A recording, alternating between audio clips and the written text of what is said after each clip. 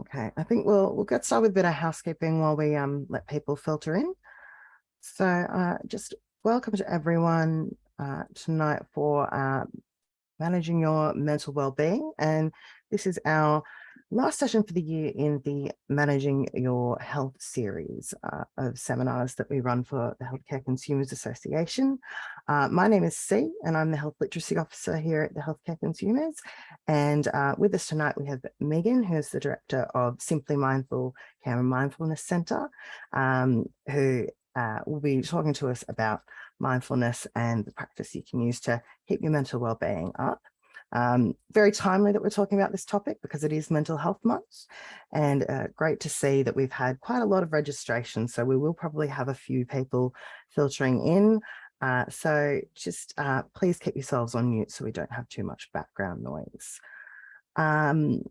As we're about to start, I'll just stop and do an acknowledgement of country. So I'd like to acknowledge the traditional owners and custodians of the lands on which we're meeting. So for most of us, that would be the Ngunnawal and the Ngambri people of the ACT.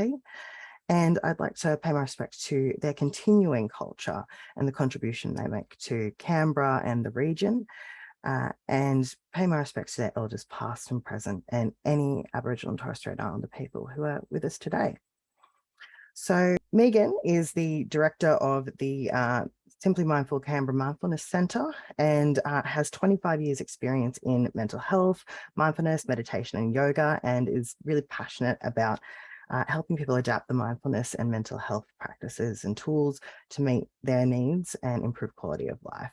I sat in on this presentation last year before I started with Healthcare Consumers, and it was phenomenal. So I'm really looking forward to it. So I will pass over to Megan now to get us started. Thank you so much, C and Penne, for organising this, and you've been organising it for ages, for about a year, so I really appreciate that.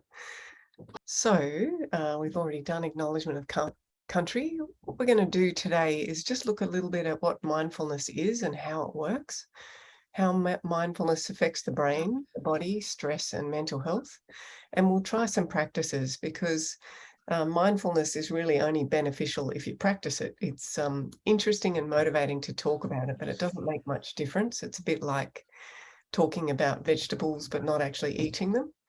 So we need to actually eat them. So we need to do the practice in order to experience any of the benefits. And I like this quote that's at the top of the page. You can't stop the waves, but you can learn to surf.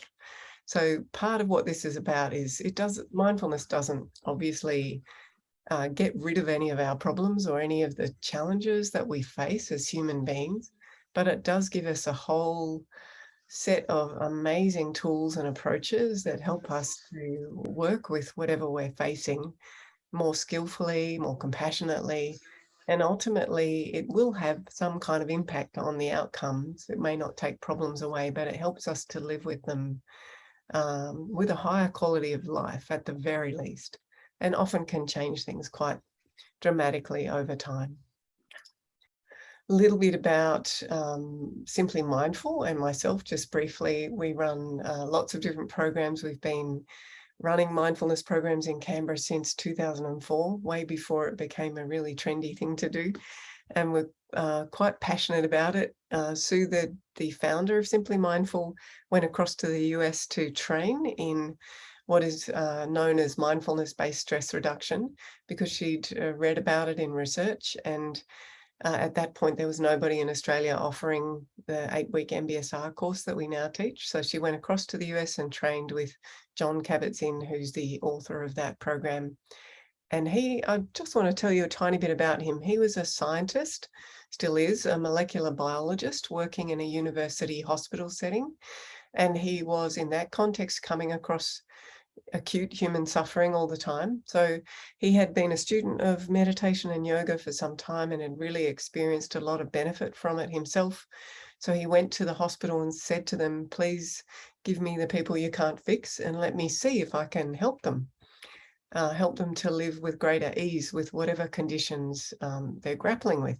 And he must have been very persuasive because 40 years ago, this was very much a hippie fringe, not taken seriously by the medical profession, mostly kind of a thing. So they gave him a basement and a whole bunch of people and pretty soon staff from the hospital started enrolling in the course as well.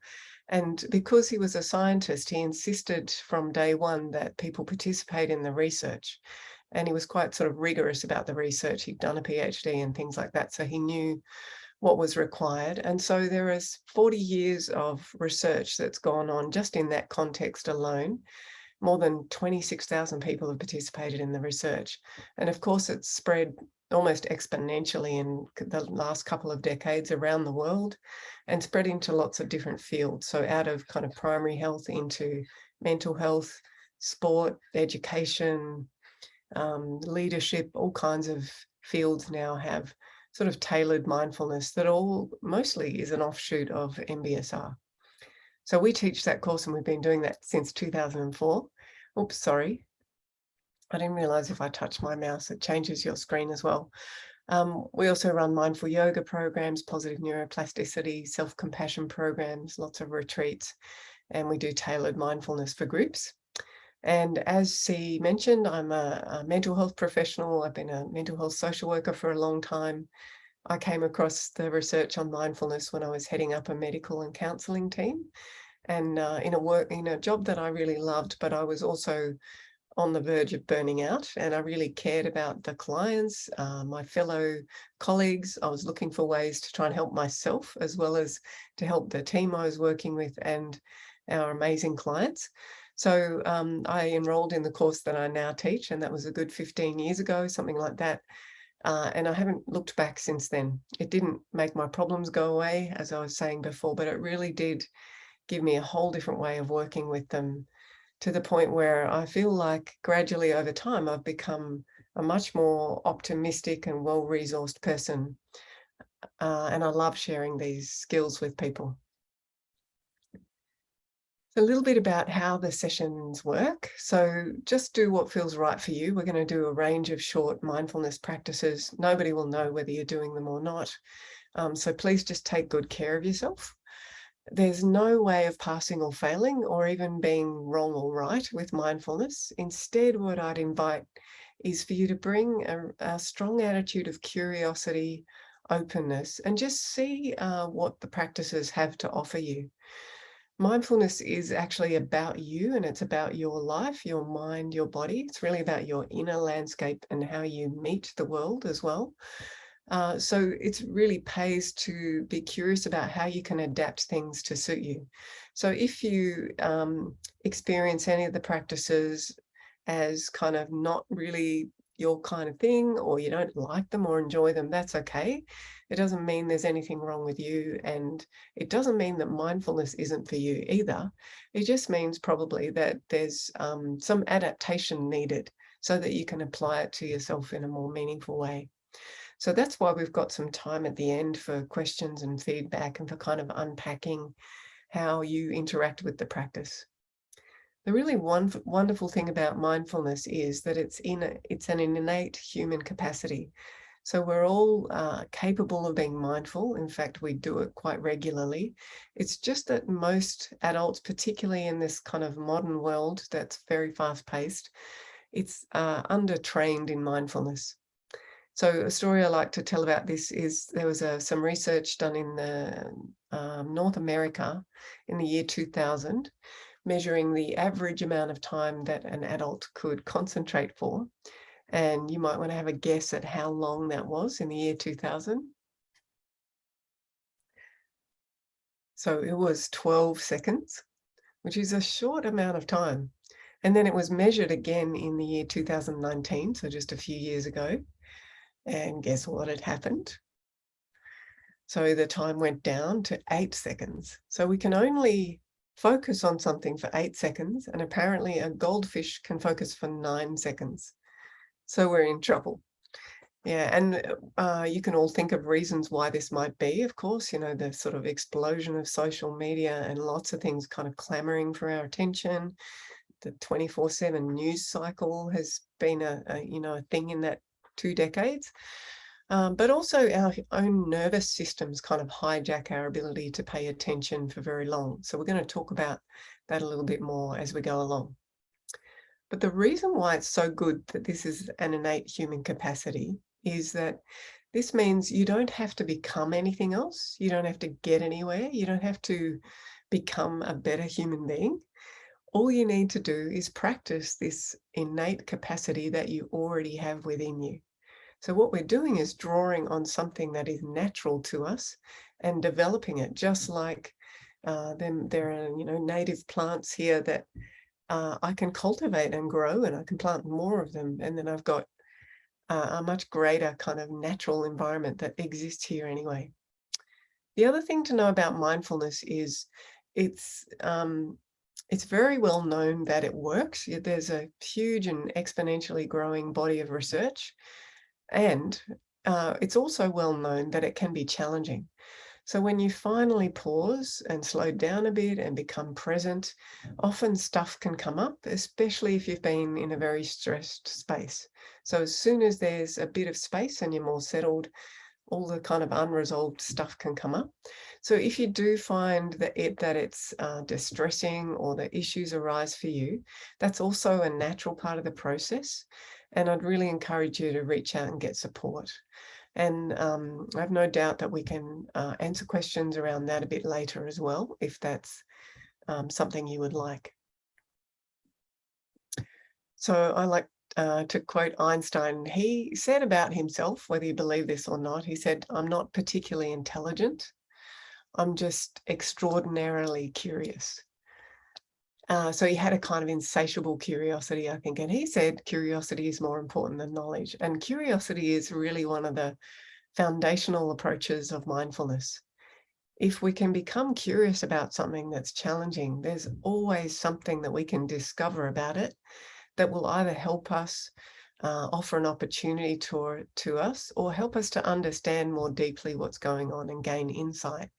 And often that insight is in and of itself quite a stress relieving and liberating thing. It's when something confounds us that it can cause a lot of distress. So I'm really curious about what you would like to learn, and I have a presentation all worked out based on sort of experience of running these with lots of groups. But if there's anything in particular you'd really like to know about, I'd invite you to either put that in the chat box and see, or Penne can let me know, or you could unmute yourself and speak up. So I'll just allow a few minutes for this if there is anything in particular. And it's fine if nobody says anything.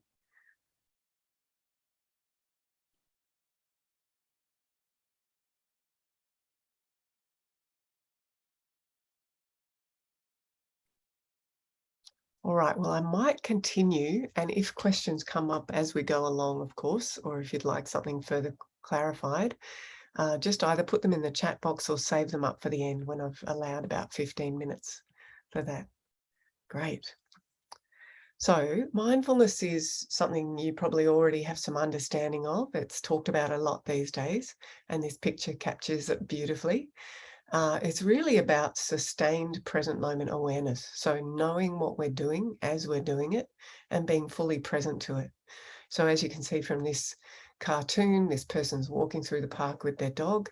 And if they're being mindful, they're walking through the park with their dog, and they know they're walking through the park with their dog, and they can experience it. They're seeing the trees, smelling the air, feeling the sunshine, hearing the sound of the dog panting alongside them, that kind of thing. So it's a rich present moment sensory experience, and potentially quite refreshing if we are present.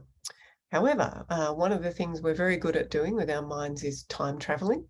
So we spend a lot of time in the past or the future in our minds, and that bubble on the left shows all the kinds of stuff that can preoccupy us from the past or the future, sometimes maddeningly so. So we can drive ourselves a little bit nuts by obsessing about particular things or just getting stuck in a loop. So mindfulness is sustained present moment awareness, making what you're doing now the most important thing. And at the heart of this is a really important attitude, and it's a non-judgmental, kind curiosity. And this attitude turns out to make an enormous difference to both the brain chemistry that gets engaged when we're grappling with something, and to the things that we see. So the reason why being mindful is so important, and this is kind of obvious, but it's worth reminding ourselves, is that this present moment that we're in right now is actually the only one we have.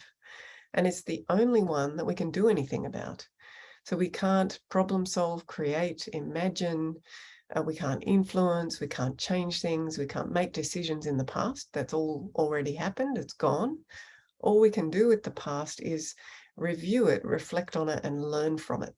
But often what happens is we get stuck in the past, ruminating and beating ourselves up and regretting things. And as no doubt many of you know, that is just a form of self-torture, or it can be. When we tune into the future, we can plan all we like, but if there's anything that COVID's taught us, it's that we have to hold our plans lightly. So it's a good idea to plan, but then we have to be prepared to hold those plans lightly. And actually, we have to be flexible and responsive because things change all the time. And there are so many things that are out of our control. So this ability to be flexible and responsive actually relies on us being present. The more present we are, the more resources and intelligence we have available to us in the moment that we're facing, and which means that the more skillful our decisions are likely to be. Doesn't mean they'll be perfect, but they're likely to be as good as we can make it. So let's try a little bit of mindfulness. This will just be a brief practice. And you're invited with this one to settle into a comfortable position. You can do this with eyes open or closed, whatever feels best for you. If your eyes are open, just finding something soothing or pleasant to gaze at, just with a soft, unfocused gaze.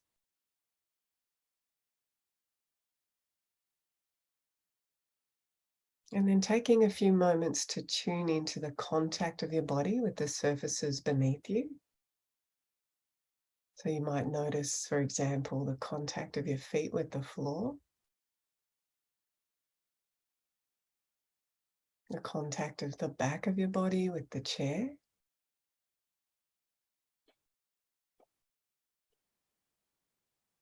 you might notice the way your weight is distributed.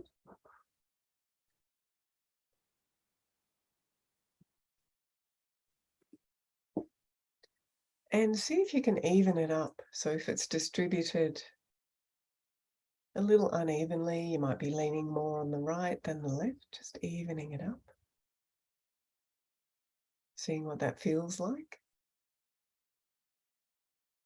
If you'd like to, you might like to try extending the crown of your head up towards the sky, creating a little more space along the spine. And drawing your shoulder blades together behind you, opening the chest. Letting your arms and hands just relax in your lap or in a comfortable position. So we're going for a posture that is dignified, upright, but also where there's no unnecessary tension or effort. So we want a sense of ease and comfort as much as we're able to in the body. So taking a minute to do anything you can to bring a little more ease into the body, to notice any places of tension and gently soften them.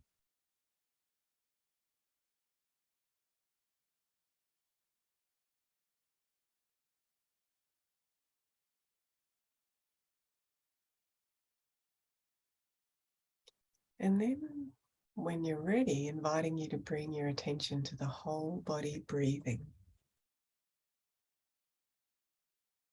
Noticing the body rising on the in-breath. As the lungs fill, the whole body rising. And falling on the out-breath. If it's not okay for you to focus on the breath right now, or you'd prefer a different focus, you could tune either into your feet, the sensory feedback in your feet from contact with the floor, or your hands. You might like to rest one hand in the other. Notice all the sensations of contact.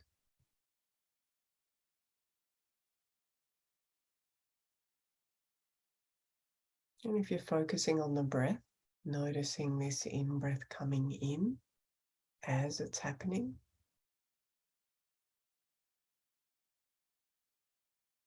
This out-breath going out as it's happening. One breath at a time.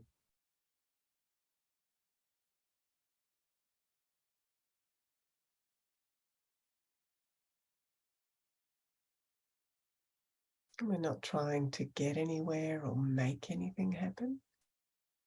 We're just tuning into present moment experience of the body and the breath.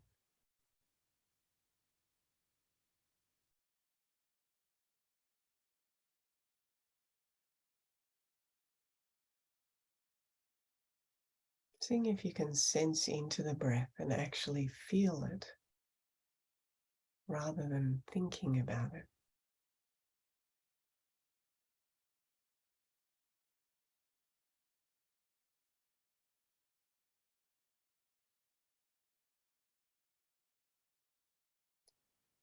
And after a while, you might notice that the mind wanders off somewhere else or you get distracted. And that's okay. That's what minds do. As soon as you notice that, you're aware and you're back in the present moment. So just acknowledging where your attention has gone and gently bringing it back to the breath or the hands or feet and just starting over. Noticing this breath.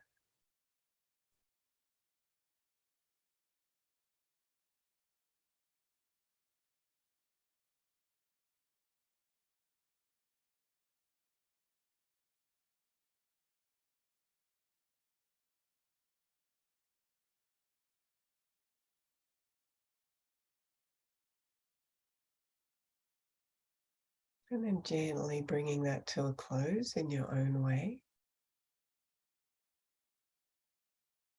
And just checking in, noticing how you're going right now. And being really curious about whether you feel any different or not. Any better or worse or the same. You might even want to rate how you feel on a scale from 0 to 10. 0 being the worst you've ever felt, 10 being the best. Where would you put yourself right in this moment at the end of this practice?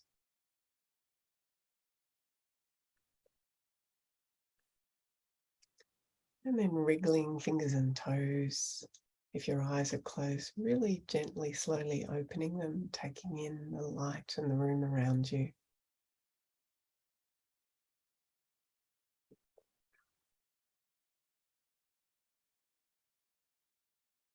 So if you would like to share your experience of the practice, you're welcome to put that in the chat. And it's always good to check in after each practice and notice what it offers you. And if there's anything you'd like to carry forward with you from that, anything you'd like to tap into again. So if there's something like that, you're welcome to put that in the chat or save it for the end. So I've already referred to this a little bit. One of the reasons why we need to practice mindfulness is that we're so good at time traveling.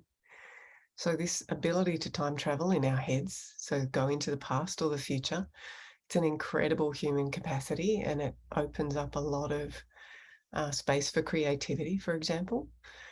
But it also has a whole lot of liabilities or difficulties associated with it. And the research I'm aware of shows that we spend on average between 50 to 70% of our time in our heads in the past or the future, which means only 30 to 50% in the present moment. And if you take the premise that the present moment is the only one that we can act in, the only one we can influence, change, create, problem solve, then really if we can increase our ability to be in the present more consciously, even by 5, 10, 15%, that's going to make quite a big difference to the amount of intelligence we're bringing to the present moment, the amount of resourcing, our ability and capacity to deal with whatever is here. So this is really important if we're dealing with a challenge, because our tendency, whenever something uncomfortable or unpleasant comes along, our tendency is to get away from it as quickly as possible. We have inbuilt mechanisms to avoid pain.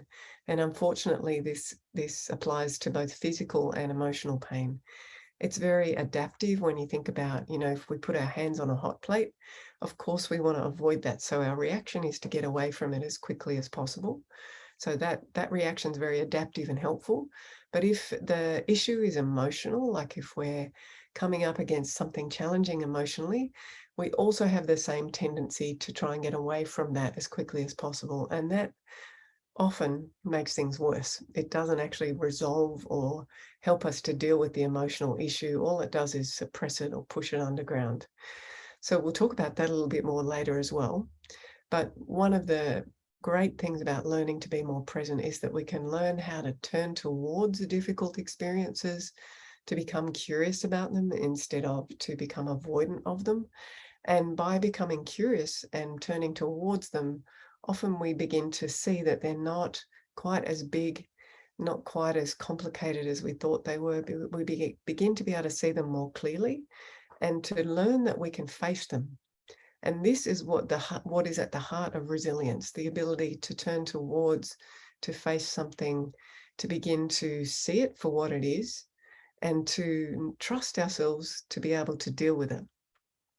The other place where being present is really beneficial is with really pleasant experiences. So, for example, if you're spending time with a loved one, and you find yourself preoccupied by what's going to be happening tomorrow, that meeting tomorrow, or the conversation you had yesterday with somebody that you're worried about, it takes away from our ability to enjoy these really important things in life. So what mindfulness also enables us to do is really milk the juice out of the good stuff in life, and also to see more readily all the tiny little ordinary things that are actually really positive, pleasant, beneficial, that we could actually allow to resource us, to nurture us, to fill up our inner tank, so that we can deal with the difficult stuff a little more easily, because we've got more inside of us to deal with it with. So mindfulness is a form of mental training, and it's what we're training with mindfulness is our attention. So you might have noticed with that little 1 minute of mindfulness that if you were paying attention to the breath or the body, and then your attention wandered off to something else, you became preoccupied by something, as soon as you notice that and you bring your attention back, what you're doing is building what's been coined the mindful muscle. So this is our ability to notice where our attention is, to make a conscious choice about where we want it to be and bring it back. So if you think about it, attention is one of our most precious resources other than the things that give us life, because wherever our attention goes, our time, our energy, our money, our other resources go with it.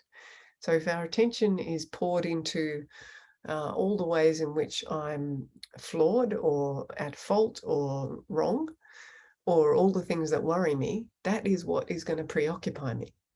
If my attention is poured into all of the tiny little things in my daily life that I can be grateful for, that are beautiful, like the spring flowers, that sort of thing, then that is going to fill me up more. This is not about kind of whitewashing difficulties, but actually it's about helping us to learn where our attention is and making a conscious choice about whether that's helping me or harming me. Is thinking about this actually helpful, or is it harmful? And we do this with this kind, non-judgmental curiosity. As we do this, as we grow the ability to notice where our attention is and bring it back, what happens is we grow in awareness. So it's self-awareness of our patterns, our habits, our biases, our tendencies. It's also awareness of what's going on around us and in our world. And this leads over time to more skillful action. So with practice, just like with exercise, we build what's coined the mindful muscle. It's not actually a muscle, but it works in quite a similar way. It's a series of neural pathways that literally go thicker and stronger with the more we use them. And what it means is over time, we can more and more readily go down that pathway in our brains and we have more and more control over where our attention is placed. So this can actually change everything. It's a real game changer. So wherever our attention goes, everything else goes with it.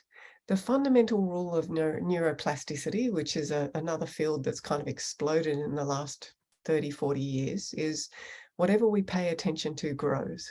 So if we pay attention to all the things that are wrong, that is what will dominate our minds, and that is what we will look for, and that is what we will keep on seeing. There is plenty to pay attention to there. Like there's plenty in human experience that is worrying and that is difficult. And there's also a lot that isn't. There are a lot of great, beautiful, wonderful, inspiring things that we can use to not just appreciate life, but also to nurture ourselves. So if we start to learn to pay attention to those things, our ability to see them and take them in also grows. So this check-in, I'd like to invite you to do again. I'm going to just invite you to tune in internally right now and notice your level of stress or distress from 0 to 10. This is just a brief check-in. And ways of knowing how you're going right now, which we do intuitively, but the ways of knowing that we start to develop in mindfulness practice are sensations.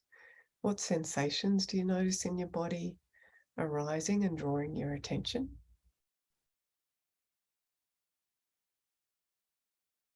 And then when you're ready, tuning into emotion. What emotional tone is present or arising right now, if any? Might be quite subtle or ordinary or intense. There might be lots of different emotions or nothing much going on there.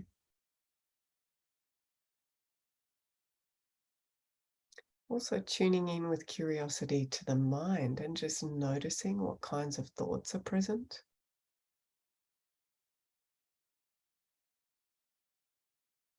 And then taking a step further back and noticing the state of the mind more generally. So for example, is the mind kind of clear, open? Is it scatty, busy? Is it full of lists and tasks? Are you in planning mode? Are you in remembering, rehashing mode? Is it in a kind of curious, open space? Is it foggy, weary, alert? So none of this is right or wrong. We're just tuning in and noticing how things actually are for us in this moment, knowing also that everything changes. And then the final area to tune into is behavior. So just noticing any behaviors or impulses to act or move. So these behaviors can be subtle, like swallowing, shifting your weight, fidgeting, or they might be bigger impulses like the impulse to get up and walk out of the room, to lie down on the floor.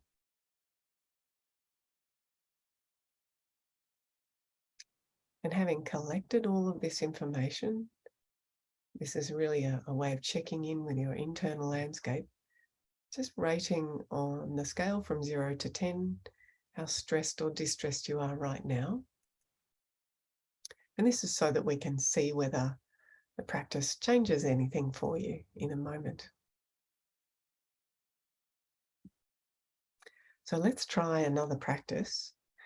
This one is a great one for using just about anywhere, anytime, but particularly when you've arrived somewhere or you're waiting, like if you've got a few minutes waiting in a queue, waiting in a doctor's surgery, waiting for a phone call, something like that. This is a fantastic practice to do. So just taking some time to look around you, and even though the environment you're in might be very familiar, seeing if you can just let yourself notice details. Notice colors, shapes, lines, shadows. So you're tuning in with this open, non-judgmental curiosity, and with an artist's eye or a photographer's eye, looking at the detail.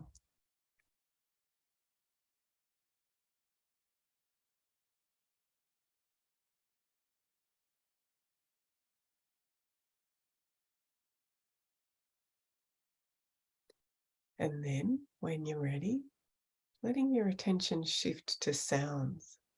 And you can do this with eyes open or closed, tuning into the sounds that are available to you right now.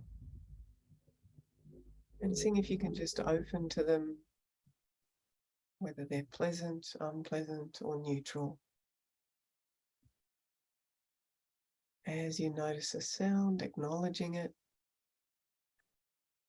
letting it go, leaving space for the next sound to arise and draw your attention.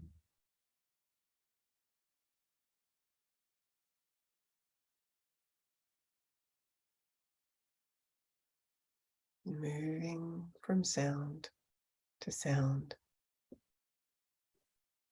No rush.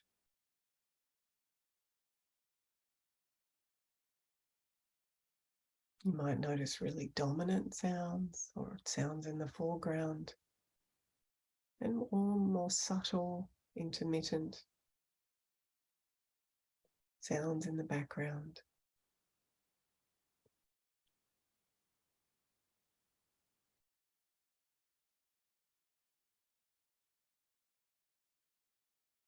And then letting that focus go and shifting your attention to sensations in the body. And bringing this same attitude of open, kind curiosity to whatever is here. So just noticing sensations as they draw your attention. For example, the sensations of contact.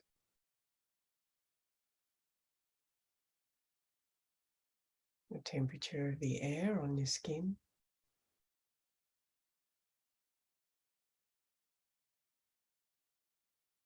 And there may be sensations inside the body like breathing, digestive processes, tingling, pulsing.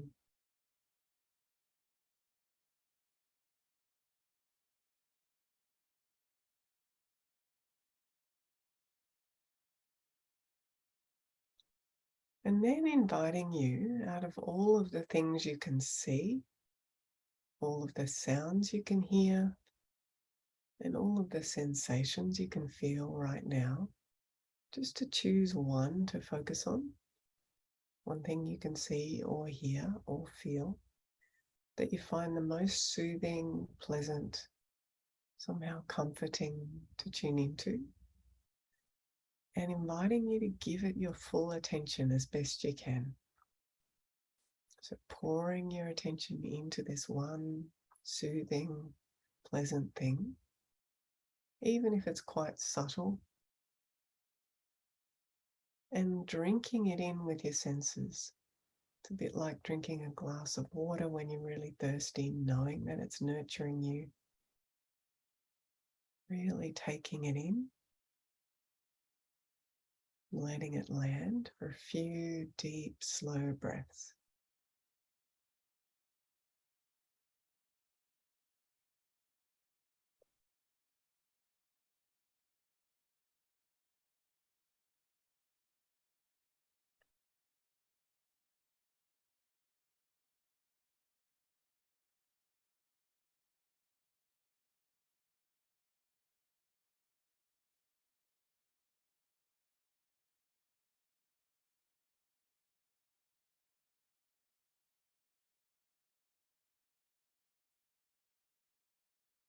And then whenever you're ready, gently bringing that to a close and inviting you to be curious about how you're going right now. So checking in again.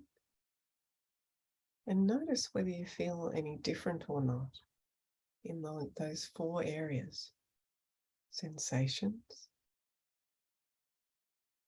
emotions, thoughts, behaviors.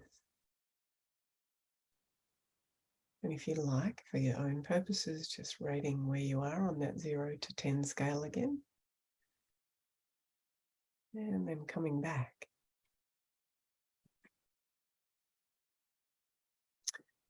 So I'll just say a couple more things about this before we move on.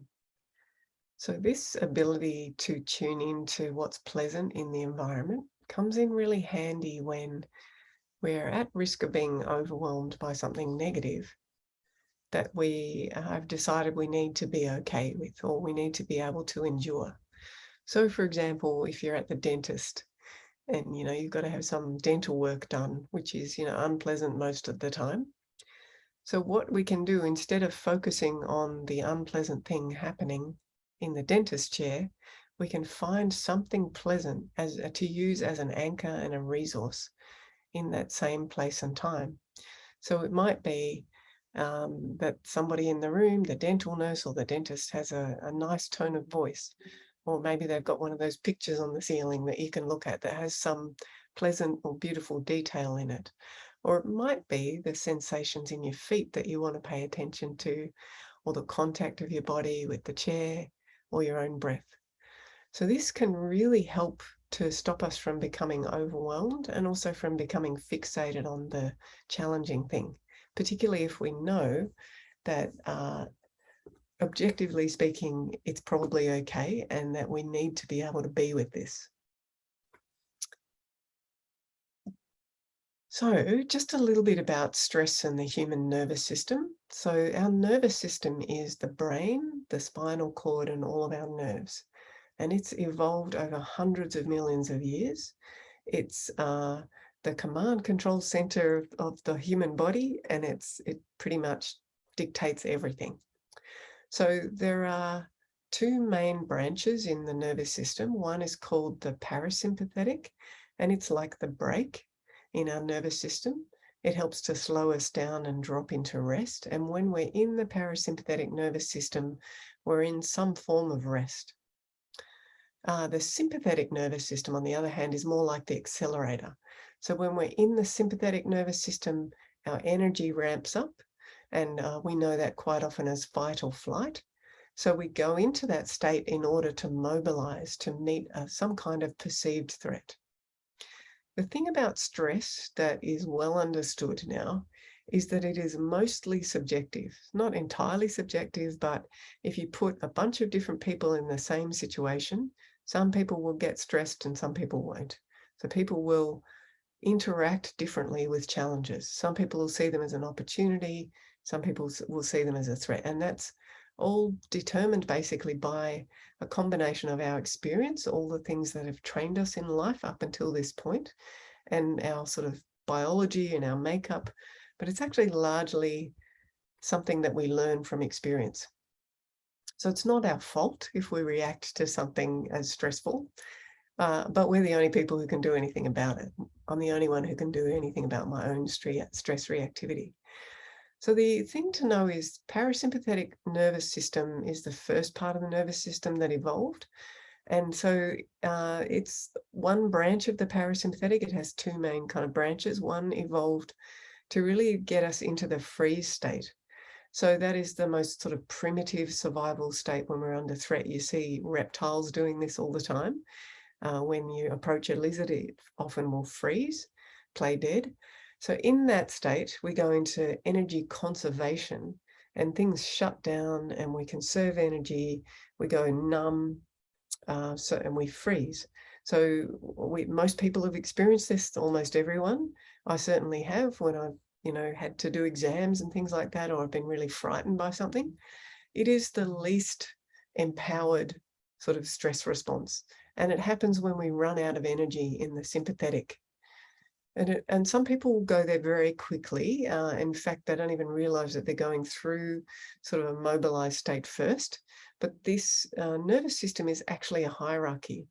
So the most recently evolved part is the one down the bottom, number 3, which is our ability to be in the parasympathetic nervous system, but in a calm,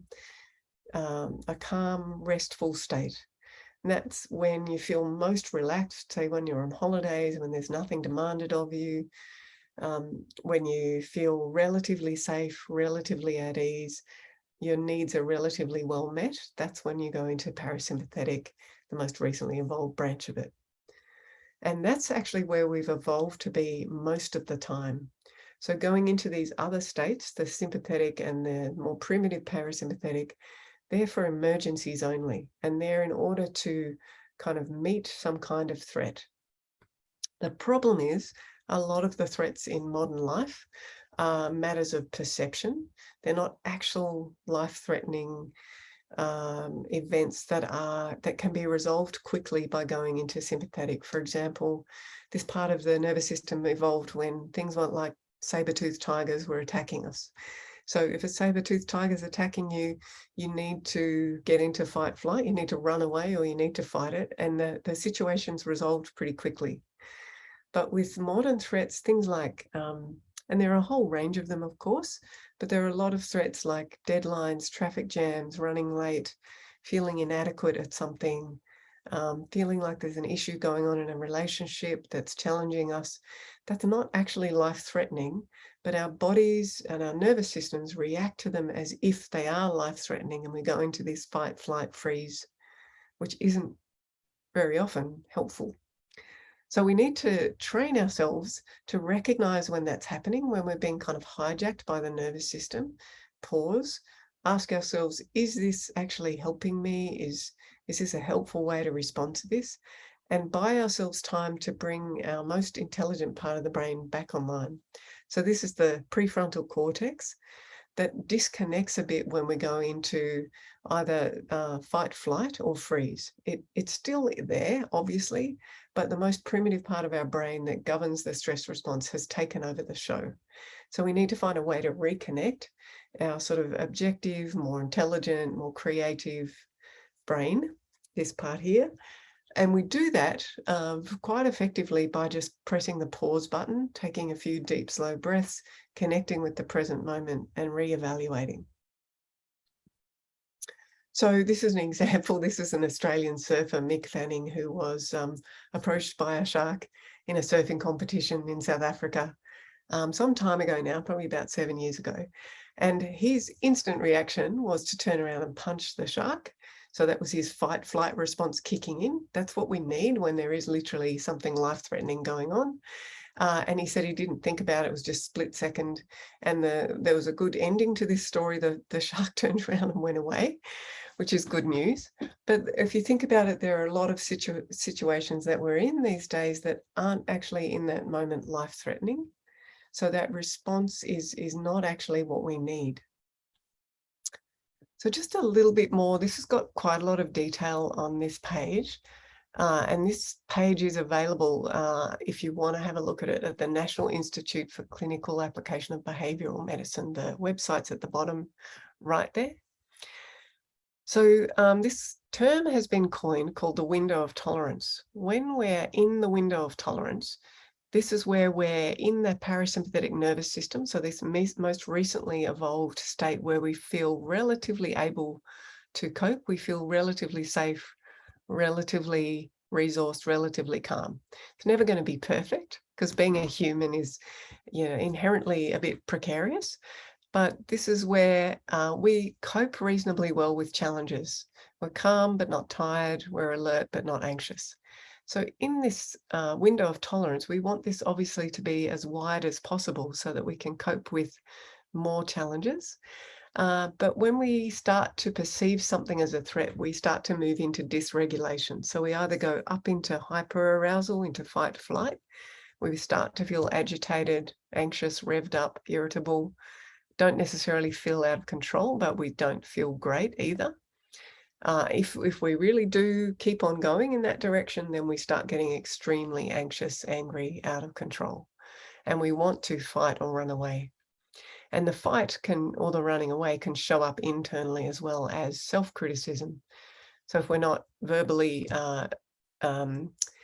criticizing somebody else or getting cranky with somebody else, we might be doing it to ourselves.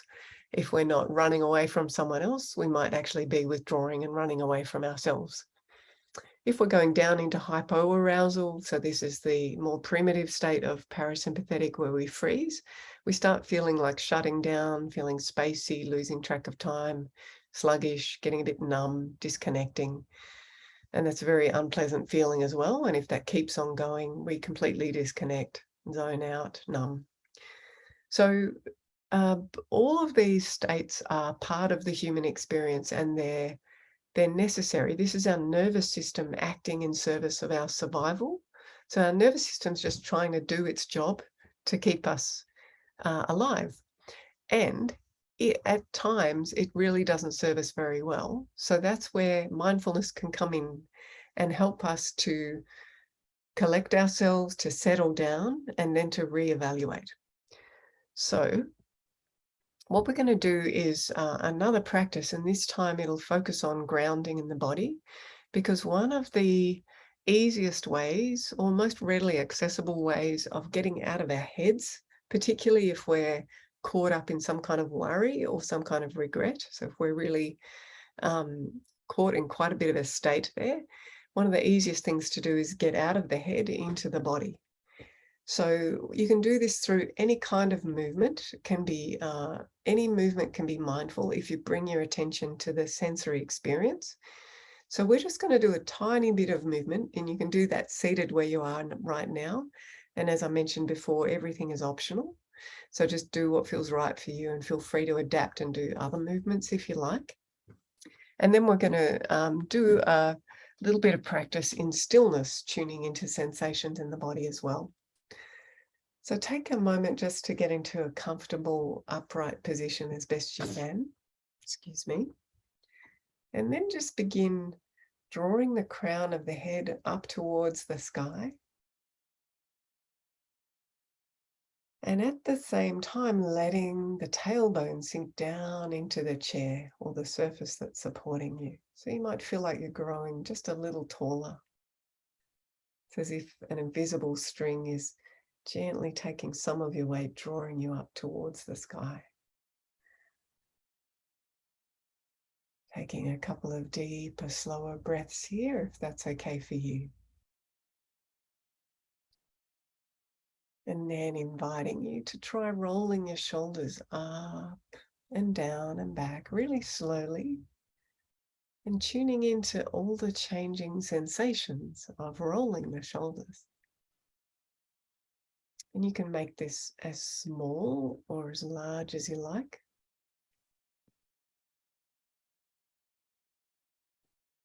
If you'd like to make the movements bigger, you can bend your arms and just place your fingers on your shoulders and make chicken wings out of the arms and do big shoulder circles. See if you can move in time with the breath. So inhaling as you bring the arms or the shoulders up. Exhaling as you bring them back down, or adopting another breathing rhythm that feels good for you. And then you might want to try reversing whenever you're ready. And just being curious about how this feels, what you notice as you do it. One more circle. And then letting the arms come back down to rest alongside the body or in the lap. And pausing. Taking a deep breath in. Long, slow breath out. And just checking in, noticing the after effects of that movement and stretching.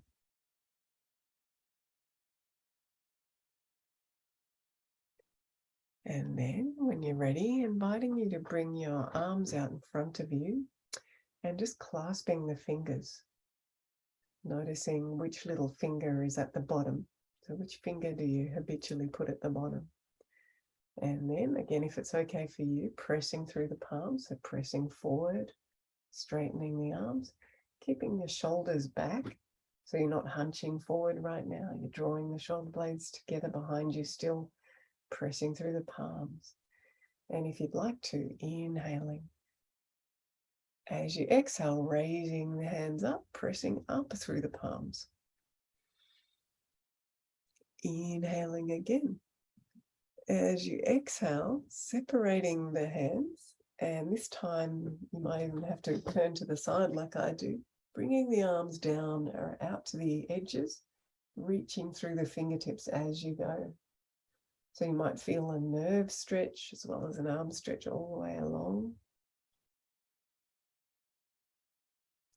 Bringing the hands gradually all the way back down, either alongside the body or resting in the lap once more. Taking a deep breath in and a long, slow breath out. And then we'll just try a couple more things, sort of opening the chest. So bringing the arms behind you as if you're drawing the shoulder blades together behind you, opening sort of as if you're about to hug the most favorite person in the world. Thumbs up to start with. Pressing back through the hands if that's okay for you. And then when you're ready, flipping the hands, so thumbs down and pressing back through the palms. Inhaling. As you exhale, bringing the arms forward and giving yourself a hug, taking a hold either of the shoulders, upper arms, wherever you can reach comfortably. Giving yourself a really nice, strong hug. Inhaling deeply. As you exhale, if you'd like to, just tucking your chin, curling forward a little. So just to whatever extent is okay for you, particularly taking care of your back if you've got any back issues. So we're hunching forward, just stretching along the spine a little, broadening between the shoulder blades. And then when you're ready, belly button towards the spine and up, so you're engaging your core muscles and gradually rolling back up again, helping yourself to come back into an upright position. Gradually unraveling those arms, opening them out once more. Out nice and wide, opening the chest. You might even want to raise your face up a little, stretch through the mouth by opening the mouth wide, wriggling your face around a little bit. We all look equally ridiculous. And then when you're ready, inhaling deeply with those arms open wide. And as you exhale, hugging yourself again, but this time the other arm on top. So whichever arm was on top that time, swapping it over. Taking hold of the upper arms, shoulders, wherever you can reach. Inhaling deeply. And we'll do one more little roll down, so tucking the chin. You might just want to go a tiny way. Otherwise, letting yourself roll forward a little bit further, keeping your core engaged, belly button towards the spine and up. And then when you're ready to reverse, engaging your core, stacking the spine, rolling back up, unraveling those arms, coming back into this neutral, dignified, seated position. And taking a couple of deep, slow breaths here.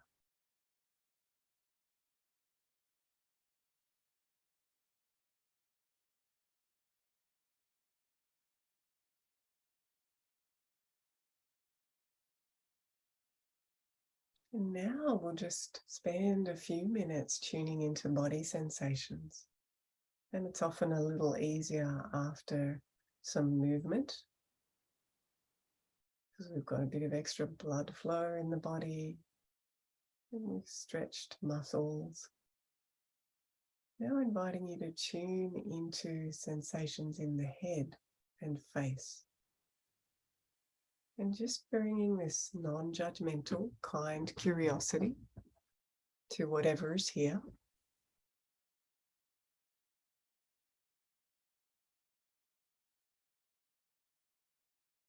There's nothing in particular that you're supposed to feel. We're not trying to make anything happen. We're just opening to what's here. Sensations are the language of the body. So it's a form of deep listening to the body, very honoring and respectful, and actually quite powerful way of listening to ourselves.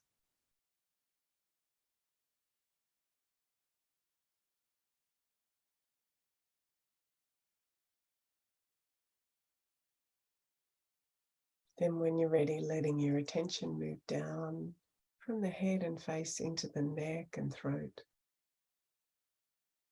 Noticing what's here as best you can. You might notice things like tingling, pulsing, throbbing, warmth, coolness, contact, heaviness, lightness.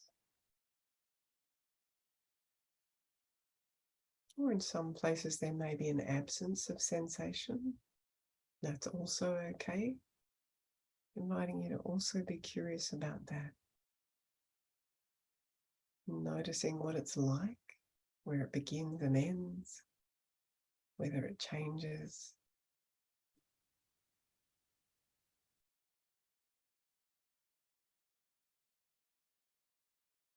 When you're ready, letting your attention move down into the upper shoulders, the upper back, the chest, noticing sensations.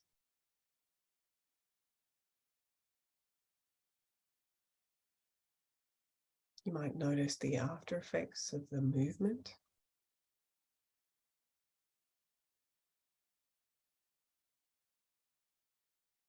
There might be a sense of more energy or aliveness, sense of being tended to or cared for. Or there might be places that feel vulnerable or tender, uncomfortable, making space for all of this. It's all welcome.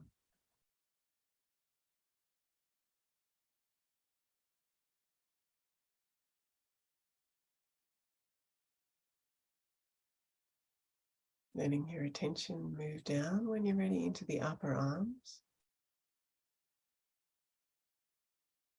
and elbows, just tuning into what's here. Into the forearms,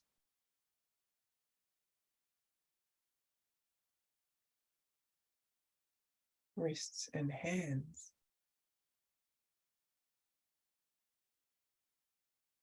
And inviting you, if you'd like to tune into each finger and thumb in turn. Just seeing if you can actually feel into them, notice them.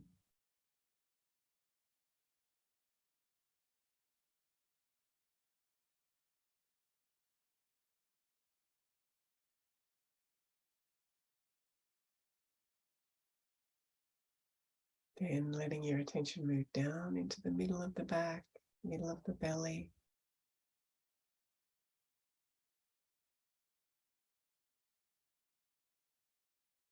The lower back and lower belly.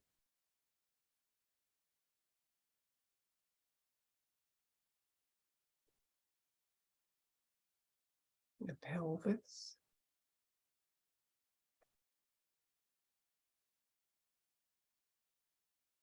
The upper legs. Knees.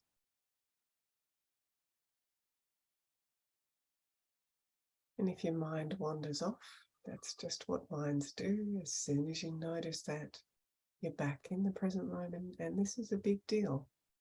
You can make a conscious choice. So just acknowledging where your attention has gone, letting it go, coming back, starting over. Tuning in to the knees and the lower legs.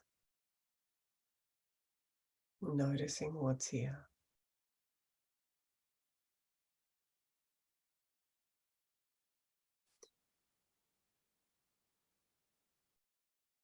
And then letting your attention move down into the ankles and feet.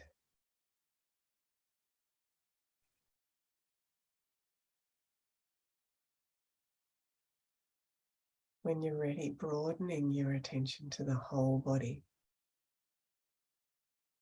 To the whole of the feet, legs, pelvis, back, chest, belly, shoulders, arms, neck, and head and face, the whole body, breathing.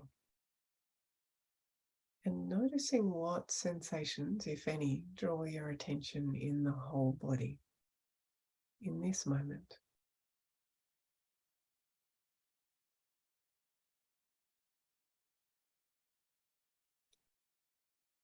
And if those sensations that are drawing your attention are intense or distressing, unpleasant in any way, there are a few ways you can work with them.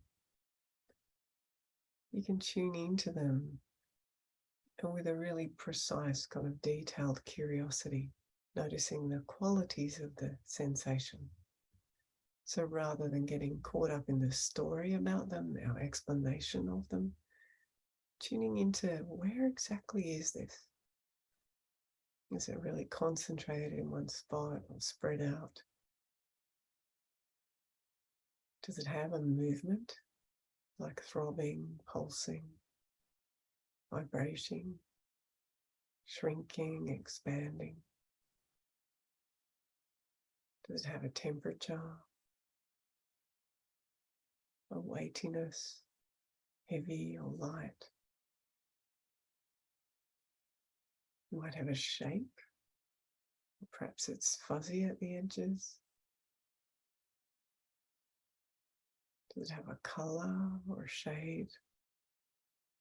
You're just becoming curious, a bit like a scientist looking through a microscope, tuning into the details of the characteristics. Or if that becomes overwhelming, you can take your attention somewhere else in the body that feels okay, like your left little toe, the tip of your nose, an elbow. So it might be a place that feels quite neutral or that you don't pay much attention to because it doesn't hurt. But taking your attention there, having a rest there for a while, and when you're ready, checking back in again with this place of intensity. Noticing with curiosity whether anything's changed or not. And in this way, you can move your attention back and forth. You can be in control of how much time you spend there and start to learn that you can regulate both your attention and the intensity. Or you can try breathing in to the place of intensity. So taking a deep in-breath and directing the breath into this place in the body, in your mind's eye, letting the breath be a form of support, soothing, letting it move in and around and through, just softening, soothing, supporting.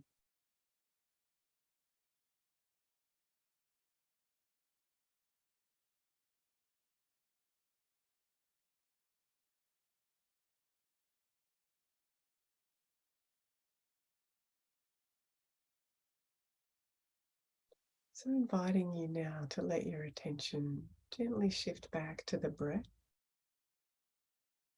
noticing the breath as it's happening, and then tuning into sounds coming and going in the space you're in, the contact of the body with the surfaces beneath you. And when you're ready, wriggling fingers and toes, taking your time to gently transition out of the practice. And as you do this, inviting you to check in again, noticing how you're going right now, whether you feel any different or not, better, worse, the same, and being curious about what's changed, if anything.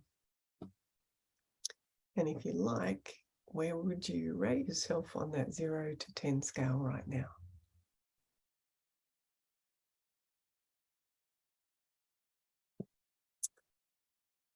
So let's go back here.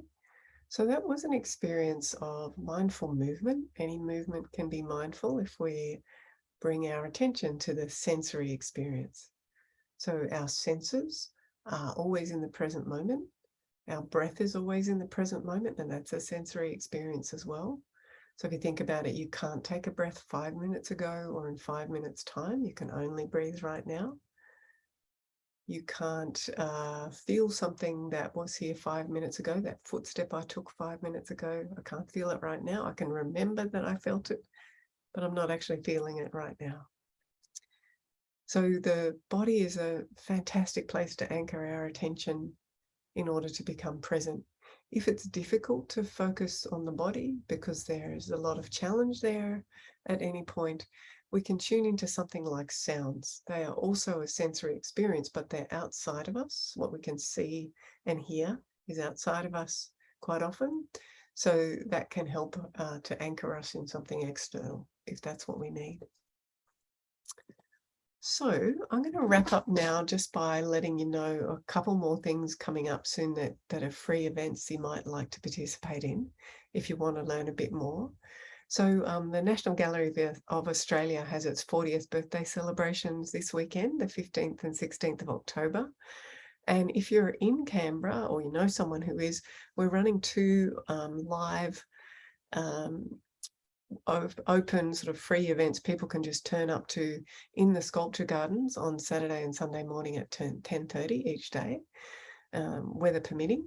And then on Saturday afternoon at 3 p.m. and 4 p.m, 2 short online practices that anyone can participate in online from around Australia, or I imagine from anywhere in the world. And they're just short little practices, so like 10-ish minute practices based on a particular artwork, those ones that are online, and then we'll have time for kind of sharing and exploring afterwards. The ones in the morning that are live in the sculpture gardens are 45-minute classes. The other thing is, if you would like to find out more about any of Simply Mindful's programs, please go to our website and take a look. We run these programs regularly, almost every term, most of them, so you're welcome to get in touch with us as well on our website there. If you would like more mindfulness and you're not quite up for a course, or you're somewhere else in Australia, there are a whole bunch of apps that people use these days that are very helpful. You might already be familiar with them. The top 2 on that list, Smiling Mind and Insight Timer, they're both free. Smiling Mind is an Australian one, developed originally for Monash University staff and students, but now is used across all ages and all kinds of groups of people. It's fantastic, lots of resources in there. And Insight Timer is one of my favorite apps, and it's the world's biggest meditation library. It's got over 100,000 guided recordings on there of all kinds of different meditations. So you have to kind of shop around and just try things out. I used to know all the teachers on there when there was only 100 meditations, but now there's so many, I've lost track. But that's a really fantastic resource. Also, if you have a Netflix subscription, there are 2 Headspace series on Netflix. One is a 6 series. If you search Headspace and meditation, it'll come up. They're like 20-minute episodes on mindfulness meditation. And each one has a bit of explanation and then like a 10-ish minute practice. And it's nice visuals as well. And they've also got one on sleep. So it's about sleep and meditation. So you just have to search on Headspace. There's an episode of a podcast from last year's Floriade, because Floriade had to go online last year. They couldn't actually run the big event. There was a podcast episode that I was interviewed for. And also there's a fantastic set of resources on the Carers Australia website, which is called Mindfulness for Mental Health Carers. It's applicable for lots of people. It's not just for mental health carers, but it's a resource that was funded for that specifically. And there's 6 sessions on there, all of the audio recordings, little postcards and flyers that are very useful as well. If you want to go a little bit deeper, the ABC Science Show, Catalyst, had a couple of episodes that are on YouTube or on iView about the 8-week mindfulness-based stress reduction course and the science behind it. And it shows the changes in people's brains, in their behavior, in their subjective sense of how they're going as well. over that 8-week period. So what both of these shows show is that 8 weeks is long enough to make significant changes, both in people's sense of well-being and in the brain. And the one in 2019, the Mindfulness Experiment, was filmed in Sydney with a bunch of 15 people, many of whom had chronic illnesses. So it's really quite compelling to have a look at that one. There's also a documentary called My Year of Living Mindfully by Shannon Harvey, who is a journalist, amazing reporter, but she also has a chronic illness, and she's a mum with 2 little kids working full-time in a big job. So she unpacks all of that really honestly, talks to lots of scientists, as well as talks about her own experience in that program. So just a quick recap. We looked at what mindfulness is. We looked at a range of practices, and they're listed on the side there. And really the main takeaway that I'd like to leave with you is that you might have experienced some temporary benefit from the practice today, and I hope that's the case. If you haven't, it's not your fault, and it doesn't mean you're no good at it or mindfulness isn't for you. It just means that you need some help to adapt it maybe, or it might not be the thing that you need right now.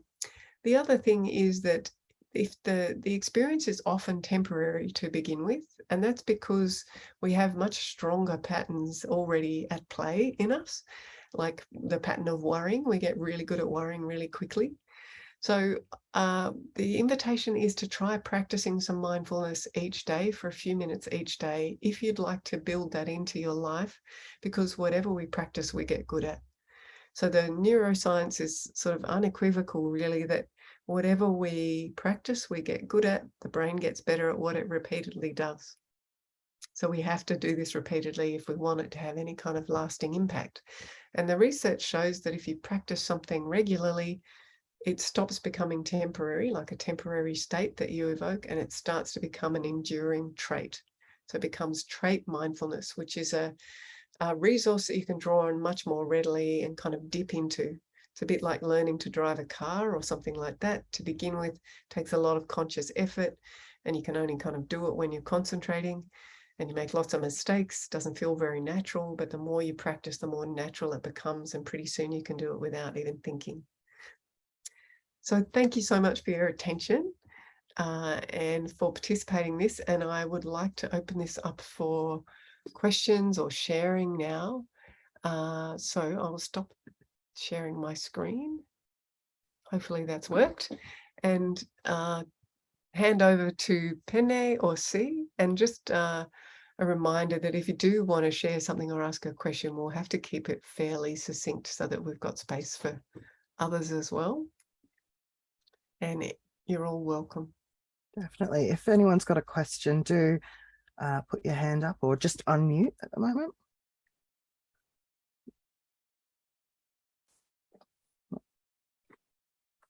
Not seeing anyone at the moment. I've got a couple, one from me and one that was sent in earlier. Mm-hmm. So one that was sent in before the session was, do you have any tips for mindfulness practices for folks who wake up in the middle of the night with their mind sort of racing? Oh yeah, I get that question a lot. That's a great question. Yeah, and it's always worse in the middle of the night, isn't it? Yeah, so that's one time when it's a really good idea to get out of your head and into your body, because our heads just get out of control a bit in that space. If you're really highly agitated, like if your heart's beating fast and you know you're quite stressed, like above a 7 out of 10, then you're in the fight flight, and you need to do something to chew up that energy quickly so that you can get back to sleep, because your body's not going to let you relax when you're under threat. So one quick, easy way of doing that, and it sounds a bit crazy, but is to get out of bed and do some intense exercise for a couple of minutes. You only need to do it until you're puffed and you can't talk. So it's much quicker and more efficient to do that than to lie in bed ruminating. So you're just jogging on the spot, doing a few push-ups will do it for most people, or lunges, or running up and down a flight of stairs, crunches, anything like that will, what it does is help your body to chew up the stress hormones, cortisol and adrenaline, and get them out of your system. And then it's basically a mechanism for realizing that you've dealt with the threat and you can go back to resting.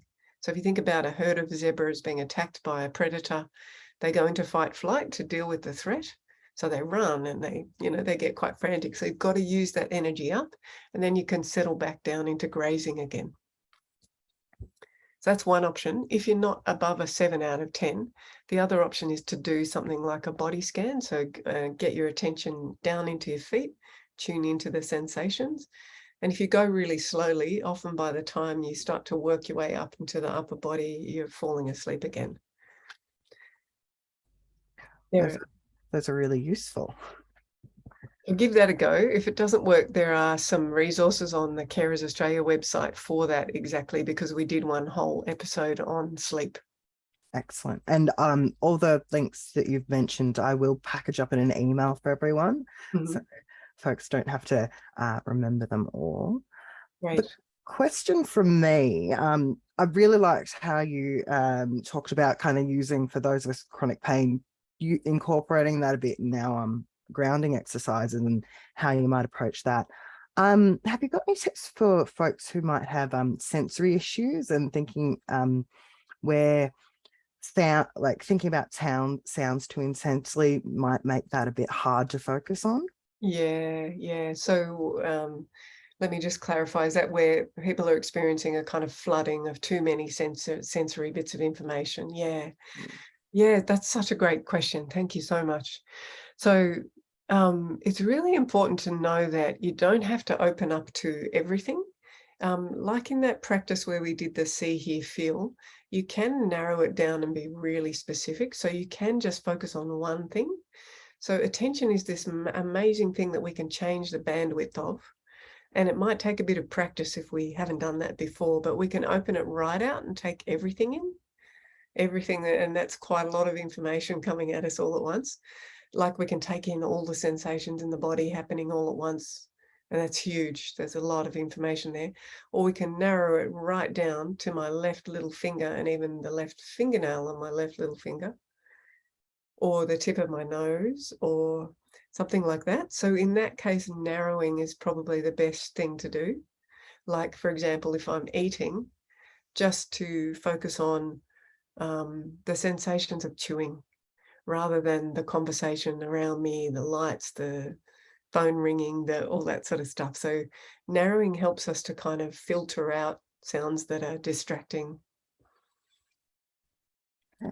I'll give that one a shot. Were there any more questions from folks around? Really helpful for us all. And whilst this is the last seminar in this series for this year, we do have a few more coming up before the end of the year for us. And I believe our next one publicly will be making the most of your health appointment in November. So for those of you looking for more health information, just have a look on our website and you'll be able to find more events.